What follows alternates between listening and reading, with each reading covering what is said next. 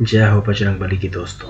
कैसे हैं आप लोग। आपका एक बार फिर से बहुत बहुत स्वागत है मेरे चैनल सन्नाटा पर, जहां आपके लिए मैं लेकर आता हूं हॉरर स्टोरीज।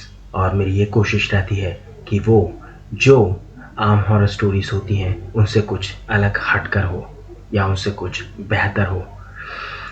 तो आइए दोस्तों, बिना किसी देरी के शुरू करते हैं आज की अपनी कहानी।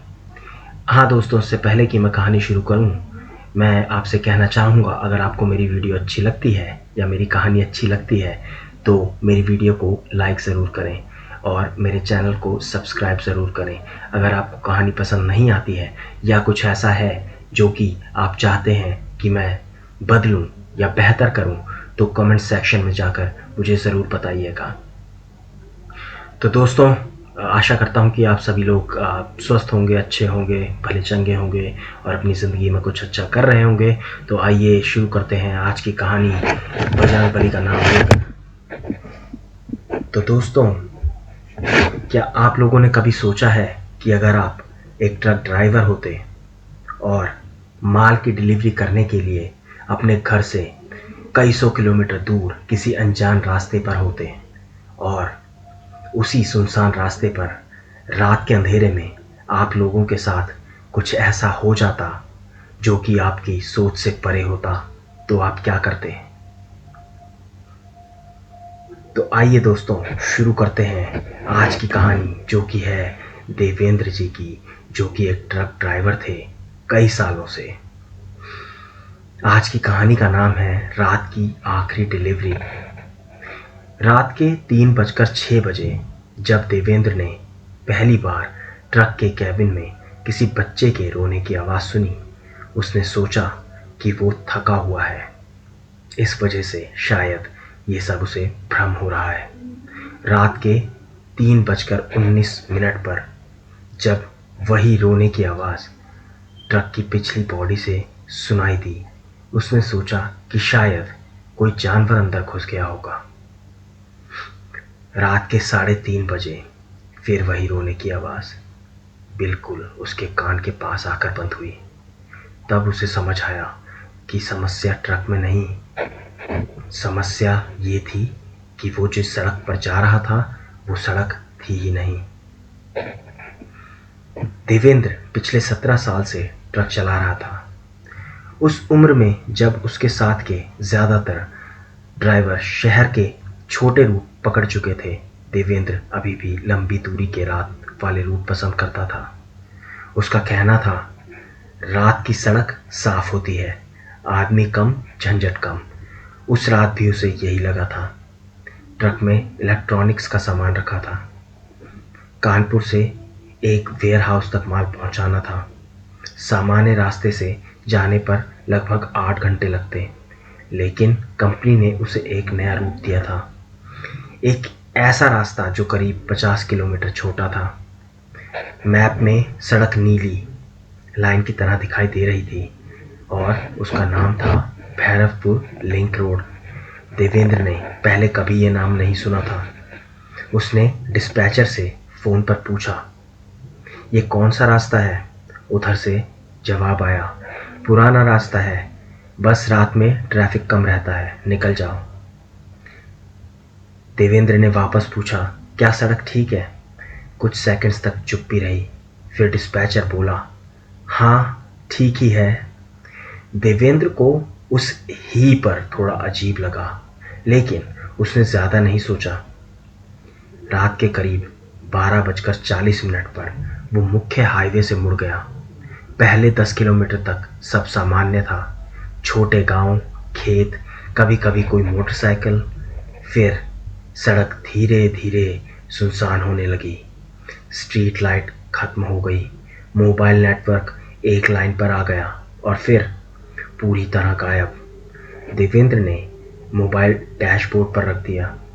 सामने सड़क थी, दोनों तरफ गन्ने के खेत। हवा नहीं थी, फिर भी गन्ने लगातार हिल रहे थे। देवेंद्र ने रेडियो चलाया। पहला गाना आया, फिर आवाज़ कटने लगी। फिर एक महिला की आवाज़ सुनाई दी, बहुत धीमी, जैसे रेडियो स्टेशन दूर से पकड़ में आया हो। आगे मत जाना। देवेंद्र ने तुरंत रेडियो बंद कर दिया। वो कुछ सेकंड्स तक चुप बैठा रहा, फिर खुद ही हंस पड़ा। सिग्नल की आवाज होगी। उसने वॉल्यूम फिर बढ़ाया। रेडियो में सिर्फ खरखराहट थी। रात के 1:18 पर उसे पहला बोर्ड मिला, पीला और पुराना। उस पर लिखा था भैरवपुर 12 किलोमीटर। देवेंद्र ने राहत की सांस ली। कम से कम रास्ता सही था।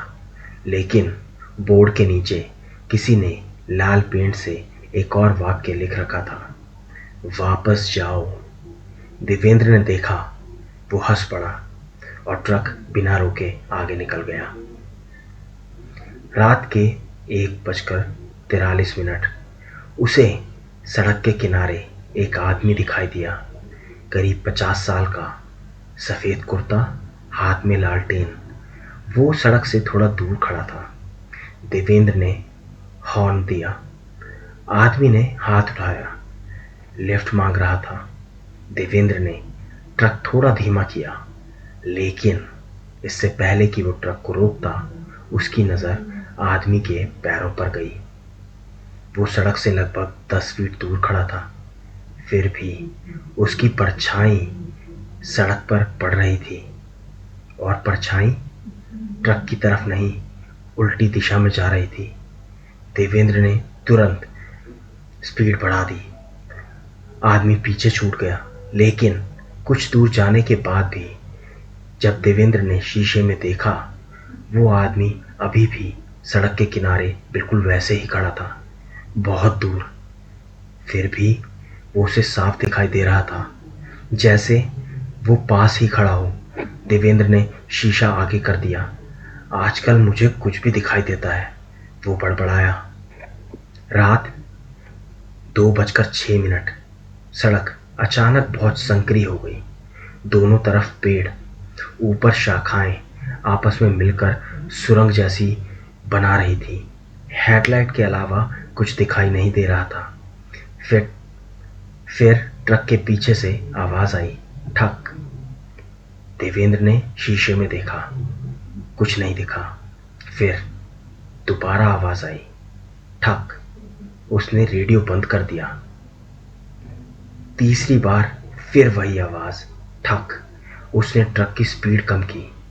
फिर पीछे से बहुत धीमी आवाज आई, एक बच्चे की आवाज, पानी। देवेंद्र का हाथ स्टीयरिंग पर रुक गया। क्या? कोई जवाब नहीं। फिर पानी चाहिए। आवाज पिछली बॉडी से आई थी। देवेंद्र ने ट्रक नहीं रोका। उसने खुद को समझाया कि शायद कोई बोरी हिल रही है, उससे आवाज आ रही होगी। लेकिन कुछ सेकंड्स बाद बच्चे ने फिर कहा, बहुत प्यास लगी है। इस बार आवाज बिल्कुल साफ थी। देवेंद्र ने शीशे में देखा, ट्रक की पिछली बॉडी बंद थी, ताला लगा था। उसने खुद माल लोड होते समय ताला लगाया था। फिर बच्चे की आवाज अंदर से आ कैसे रही थी? रात के 2:17 देवेंद्र ने पहली बार ट्रक रोक दिया। उसने इंजन चालू रखा, हाथ में टॉर्च ली और नीचे उतर गया। सड़क पर सन्नाटा था, इतना गहरा सन्नाटा कि उसे अपने दिल की धड़कन सुनाई तक दे रही थी। वो ट्रक के पीछे गया। ताला सही था। उसने टॉर्च ऊपर की, कोई हलचल नहीं। फिर अंदर से खर खर, जैसे कोई बच्चा सूखी सांस ले रहा हो, ऐसी आवाज आई। देवेंद्र का एक बारी को गला सूख गया। उसने ताले को हाथ लगाया। ताला बर्फ जैसा ठंडा था। उसने झटके से हाथ हटा लिया। तभी अंदर से बच्चे ने कहा, अंकल। देवेंद्र जम गया। उसने पूछा, क्या? कुछ सेकंड्स तक सन्नाटा रहा। फिर, आपने मुझे देखा था? देवेंद्र ने पीछे कदम लिया और डरते हुए पूछा, कब? अंदर से कोई जवाब नहीं आया। फिर अचानक धड़ाम, पिछली बॉडी के अंदर से किसी ने जोर से उसे धक्का मारा।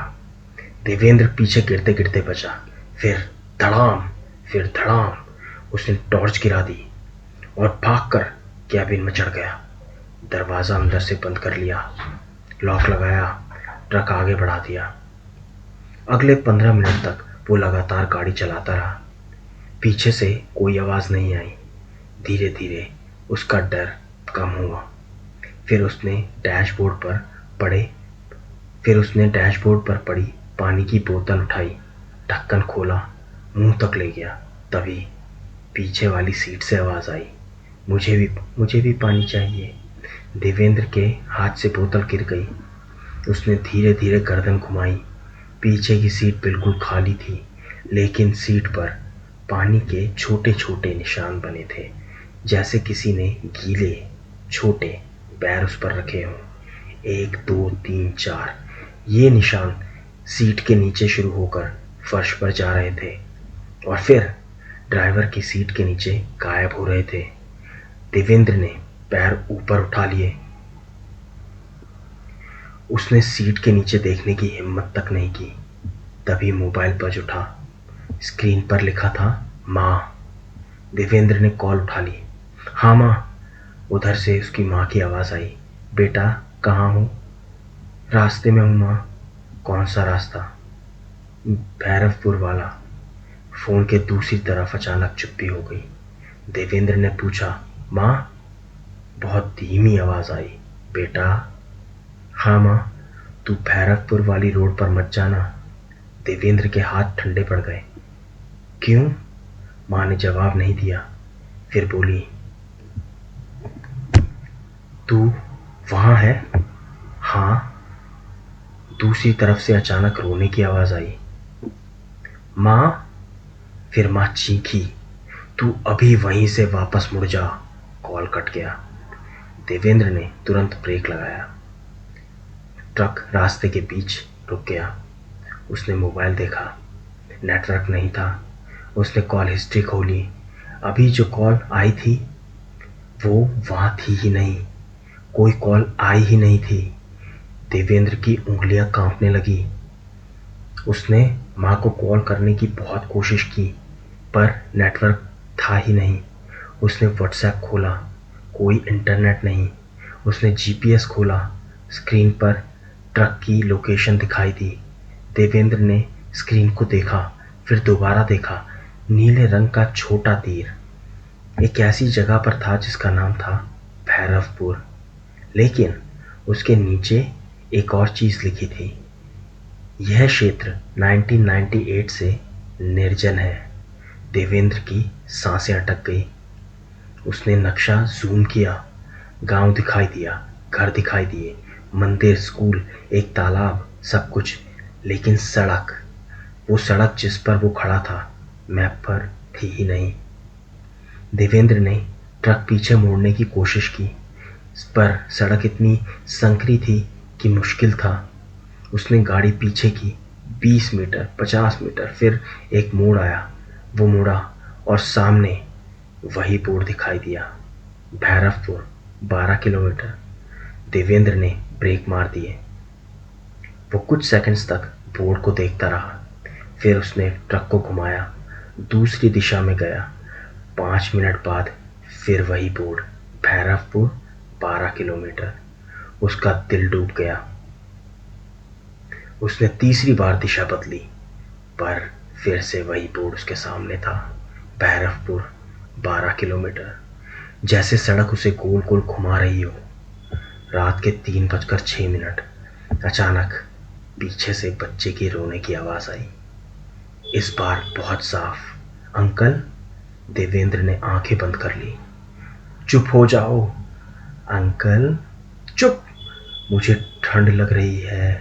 देवेंद्र चिल्लाया, मैंने तुम्हें नहीं बैठाया था। कुछ सेकंड्स तक सन्नाटा रहा। फिर बच्चे ने कहा, बैठाया तो था। देवेंद्र का चेहरा सुन्न पड़ गया। कब? बच्चे की आवाज़ बहुत धीमी हो गई। जब आपने मुझे सड़क से उठाया था। देवेंद्र ने माथे पर हाथ रखा। उसे कुछ याद नहीं था, लेकिन तभी एक दृश्य उसकी आंखों के सामने चमका। करीब 2 घंटे पहले जब वो मुख्य सड़क से मुड़ा था, सड़क के किनारे एक बच्चा खड़ा था, हाथ में नीली बोतल। देवेंद्र ने उसे देखा था, लेकिन वो रुका नहीं था। बच्चा सड़क पर नहीं आया था, वो बस वहां खड़ा था। देवेंद्र को अचानक याद आया, उस समय बच्चे ने उसे देखकर क्या कहा था। उसने हाथ उठाया था और उसके होंठ हिले थे। अंकल। देवेंद्र ने उसी समय ट्रक नहीं रोका था।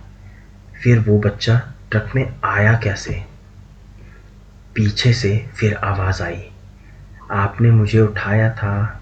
देवेंद्र ने सिर हिलाया, नहीं, नहीं उठाया था, नहीं। फिर वो बच्चा बोला, नहीं, आपको याद नहीं। देवेंद्र ने स्टीयरिंग पकड़ा। तभी ट्रक की पिछली बॉडी से अचानक कई आवाजें आने लगी। एक बच्चा, फिर दूसरा, फिर तीसरा, फिर एक औरत, फिर एक बूढ़ा आदमी, फिर बहुत सारे लोग। सब एक साथ बोल रहे थे, हमें घर जाना है। देवेंद्र ने कान बंद कर लिए, लेकिन आवाजें अंदर से नहीं, उसके सिर के अंदर से आ रही थी। फिर ट्रक के पीछे से जोरदार आवाज आई, धड़ाम। देवेंद्र ने स्पीड बढ़ाई। ट्रक आगे बढ़ा, फिर धड़ाम। इस बार पिछली बॉडी का दरवाजा थोड़ा खुल गया। देवेंद्र ने शीशे में देखा, दरवाजा हिल रहा था और उसके बीच से एक छोटा सा हाथ बाहर आया। बच्चे का हाथ, बहुत पतला, नीला पड़ा हुआ। उसकी उंगलियां दरवाजे के किनारे को पकड़ने की कोशिश कर रही थी। देवेंद्र चीख पड़ा। उसने ट्रक और तेज कर दिया, हाथ अंदर चला गया और फिर दरवाजा अपने आप ही बंद हो गया। कुछ सेकंड्स बाद एक आवाज आई, बहुत ही शांत, अंकल। देवेंद्र ने आंखें बंद नहीं की। इस बार उसने पीछे नहीं देखा, लेकिन आवाज ने कहा, अब मैं अकेला नहीं हूं। ट्रक की पिछली बॉडी में एक साथ कई लोग दस्तक देने लगे, ठक ठक ठक। देवेंद्र ने कान बंद कर लिए, लेकिन फिर उसके सामने सड़क पर अचानक दर्जनों लोग दिखाई देने लगे। सड़क के दोनों तरफ खड़े हुए, बिल्कुल स्थिर, और सब उसे ही देख रहे थे। उनमें बच्चे थे, औरतें थी, बूढ़े थे। कुछ के कपड़े पुराने थे, कुछ के शरीर पर मिट्टी लगी थी। एक आदमी की गर्दन एक तरफ मुड़ी हुई थी। एक औरत के चेहरे पर कोई आंख नहीं थी। देवेंद्र ने ब्रेक दबाए। ट्रक रुक गया। सामने खड़े लोगों में से एक बच्चा धीरे धीरे सड़क के बीच आया। वही बच्चा, हाथ में नीली बोतल। उसने ट्रक की तरफ देखा और मुस्कुराया। देवेंद्र ने शीशे ऊपर कर लिए। बच्चा ट्रक के पास आया। उसने ड्राइवर की खिड़की पर हाथ रखा, फिर बहुत धीरे से बोला, अब हमें घर छोड़ दो। देवेंद्र ने सिर हिलाया। कहाँ? बच्चे ने सड़क के आगे इशारा किया। वहां एक गांव था, रोशनी से भरा हुआ। देवेंद्र ने देखा, गांव बिल्कुल जीवित लग रहा था। घर, दुकानें, लोग, एक मंदिर, सब कुछ। लेकिन फिर उसे कुछ दिखाई दिया। हर घर के बाहर एक ही तारीख लिखी हुई थी, 17 अगस्त 1998। देवेंद्र को अचानक याद आया, वो तारीख उसने कहीं सुनी थी, पुराने ट्रक ड्राइवरों की बात में। एक सड़क दुर्घटना, भैरवपुर के पास, एक बस और एक ट्रक की टक्कर। बस में गांव के लोग थे, कुल 36 लोग। कोई नहीं बचा था। लेकिन सबसे अजीब बात यह थी कि दुर्घटना के बाद वो गांव धीरे धीरे खाली हो गया था। लोगों ने घर छोड़ दिए थे। क्यों? क्योंकि हर रात मर चुके लोगों की आवाजें गांव की गलियों में सुनाई देती थी। फिर एक एक करके बाकी परिवार भी चले गए और कुछ वर्षों बाद भैरवपुर नक्शे से ही गायब हो गया। देवेंद्र ने सामने देखा, वही गांव अब सड़क के आखिर में था। बच्चा अभी भी उसकी खिड़की के पास खड़ा था। उसने पूछा, आप हमें घर छोड़ेंगे? देवेंद्र ने कोई जवाब नहीं दिया। बच्चे ने मुस्कुराकर कहा, आप हमेशा छोड़ते हैं। देवेंद्र ने उसकी तरफ देखा। क्या मतलब? बच्चे की मुस्कान गायब हो गई। उसका चेहरा बिल्कुल सपाट हो गया और उसने कहा, हर बार अचानक देवेंद्र के सिर में भयानक दर्द शुरू हुआ। उसकी आंखों के सामने सब घूमने लगा। उसे लगा जैसे कोई उसकी यादें खींच रहा हो। फिर उसे एक दृश्य दिखाई दिया। एक ट्रक, वही ट्रक 17 साल पहले रात, बारिश, सड़क पर एक बस, टक्कर, लोगों की चीखें, चकनाचूर कांच, हर तरफ खून और ट्रक ड्राइवर देवेंद्र। वो स्टीयरिंग के पीछे था। उसके हाथ खून से सने थे। उसने ट्रक रोककर पीछे देखा था। बस में लोग मर चुके थे, लेकिन एक बच्चा जीवित था। वो बच्चा सड़क पर था। देवेंद्र उसके पास गया था। बच्चे ने पानी मांगा था। देवेंद्र ने उसे उठाया भी था और ट्रक में बिठाया भी था और उससे पूछा था और उससे कहा था अस्पताल पहुंचा दूंगा। फिर उसने ट्रक चला दिया, लेकिन कुछ किलोमीटर बाद वो बच्चा मर चुका था। देवेंद्र ने डरकर उसे सड़क के किनारे वहीं फेंक दिया और वहां से चला गया। किसी को कुछ नहीं बताया कभी भी। देवेंद्र ने आंखें खोली। सड़क खाली थी। गांव गायब था। बच्चा गायब था। सिर्फ ट्रक खड़ा था। उसका इंजन चल रहा था। देवेंद्र ने कांपते हाथों से मोबाइल उठाया। स्क्रीन पर तारीख देखी, 17 अगस्त 1998। वो कुछ सेकंड्स स्क्रीन को ही देखता रहा, फिर फोन नीचे गिर गया। उसने शीशे में खुद को देखा, लेकिन शीशे में ड्राइवर की सीट पर कोई और बैठा था। एक आदमी, खून से सना हुआ। उसका चेहरा देवेंद्र का ही था। वो आदमी धीरे धीरे उसकी तरफ मुड़ा और बोला, इस बार माल पूरा है। देवेंद्र पीछे हट गया। नहीं। शीशे वाला देवेंद्र मुस्कुराया। 36। पीछे से एक साथ 36 आवाजें आई। 36। सुबह जब पुलिस को सड़क किनारे ट्रक मिला तो ड्राइवर सीट खाली थी। ट्रक में कोई माल नहीं था। पुलिस ने पूरे इलाके में तलाश की। देवेंद्र नहीं मिला। ना उसका शव, ना कोई सुराग। बस ट्रक के कैबिन में उसकी पुरानी डायरी मिली। आखिरी पन्ने पर केवल एक वाक्य लिखा था, मैंने उस रात किसी को नहीं मारा था। उसके नीचे दूसरी लाइन लिखी थी। लिखावट थोड़ी अलग थी। तो फिर हमें मारा किसने? कई साल बाद वो सड़क पूरी तरह बंद कर दी गई। सरकारी नक्शों से उसका नाम हटा दिया गया, लेकिन आज भी कुछ पुराने ट्रक ड्राइवर दावा करते हैं रात के समय जीपीएस कभी कभी उन्हें एक सड़क पर भेज देता है जो मौजूद ही नहीं है। सड़क के किनारे एक पुराना बोर्ड आता है, भैरवपुर 12 किलोमीटर।